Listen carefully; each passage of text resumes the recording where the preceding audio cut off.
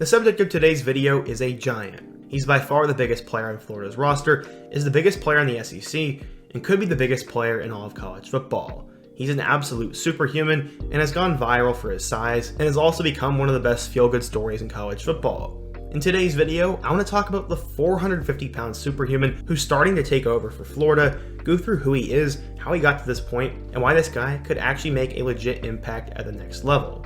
But before we get started, we're so close to 100k, so quickly be sure to hit that subscribe button, leave a like if you want to support today's video, turn on post notifications so you never miss my upload, and let me know what player, team, topic, or situation I could cover next. Now, let's get started. So you're probably wondering who the subject of today's video is, and it is none other than Florida defensive lineman Desmond Watson. But, going back in time, football was not foreign to his family. In fact, it was always a big part of his family, as his brother Darian McNeil actually played slot receiver at Oregon back in the day, so Watson had someone to look up to when it came time to recruiting and big-time college football. Watson grew up in the Tampa Bay area, and he had one major fear. That was being stranded out at sea. He said, quote, "It's scary because you don't know what's out there. There's a lot of stuff bigger than me." I found that quote pretty funny, and technically he was right, but he was also gigantic, and compared to most humans, he probably had a lot less to fear than others. He weighed over 400 pounds in high school, which had to scare local kids. He also wasn't some slouch on the field either, as he was actually pretty dang good. He ended up playing for Armwood High School, where he helped his team go 12-2 and make a deep run in the Class 7A playoffs back in 2019. In that same year, he had 65 tackles, 35 TFLs, and 10 sacks. The guy produced. His high school coach said, quote, "I never really saw anybody with two guys who could stop him. You can try to double him man-wise, but that means you've got to be able to put bodies on him. He's so quick that it's hard to get hands with two guys on him each time." Because of his obvious size, talent, and production, big-time offers came to him, and this would all happen after his junior year, and he blew up into a big-time blue-chip recruit. Eventually, he chose to stay in state, picking the Florida Gators over offers from Tennessee, Alabama, LSU, Mississippi State, and Florida State. But why Florida? He said, quote, "They have everything I need to be successful. They have great coaches, the right defense, and the right tools to develop me to be drafted. It's the history, and it looks like they're getting back to that like the Tim Tebow days. Coach Mullen, he's switching things around and getting it back to where it used to be. I feel like they're going to be competing for a national title in the future." Keep in mind this was during 2020 when Florida was actually at the top of the SEC and had a really good team, and the future did look bright.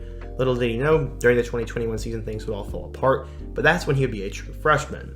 Back to recruiting, he never wanted to be recruited as an offensive lineman, and he made that clear.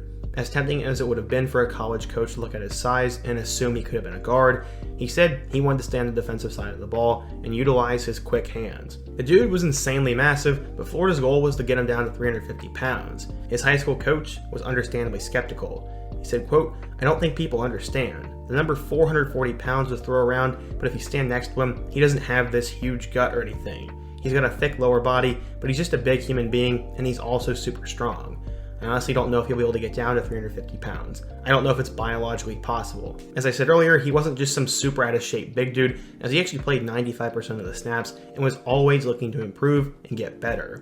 His goal was to play in the NFL one day, and at his size, if he could just do things right during his Florida career, more than likely it was going to happen, and scouts agreed. According to 24/7 Sports, Watson was a 4-star recruit, number 46 defensive lineman, and the 367th best player in the class of 2021.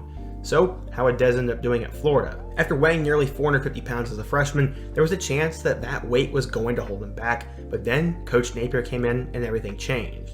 Napier said, quote, "It was a change in terms of habits and discipline. We're talking about nutrition, sleep, and overall approach. I couldn't be more proud of the guy, and I'm going to tell you something. It's scary to think where this guy could be if he continues to lose weight at the rate he is." As a true freshman in 2021, he finished with 7 total tackles with half a sack. Going into this year, he was going to get a chance to play more as he lost weight, and because of this, he's become a national media star. People were first talking about him against Utah, but then, after he tackled a USF running back, he took to social media saying, quote, "wasted scholarship." At the time, it was controversial because some thought it was a jab at the USF Bulls running back, but it was instead about himself. He said, quote, "People thought I was talking about the running back. It's not that. He did good. I can't say anything bad about him. Mostly, it was because when I first got here, people were saying they had wasted a scholarship on me because of my height and stuff like that, but I always knew my ability, so I felt like once I made some plays, I'd posted about a wasted scholarship. In the future, if I'm an All-American or something like that, I want to be able to show people you can do it." It is unfortunate people thought he was a waste of a scholarship, but there were reasons to be concerned, and many thought he wasn't going to contribute a lot. Instead, he's proved everyone, including his haters, wrong. After that USF game, it was announced that he was going to make his first career start, and for a guy of that build and weight, this meant a lot to him. He said, quote, "It's really exciting and something I looked forward to coming up as a kid. It'll be exciting to get my first start away in a hostile environment in Knoxville, and I feel like that's going to be a test for me, but I feel like I'm ready for it." Ever since then, Watson has played a decent role. In total, Watson finished with 23 tackles and 1 forced fumble. By no means is he an All-American, or by no means is he a star, but he's playing, he's contributing, and he's a fan favorite, and this dude is just awesome and inspiring. I'm sure he'll get some sort of chance to play in the NFL one day, and honestly, he reminds me of former Mizzou defensive tackle Josh Augusta.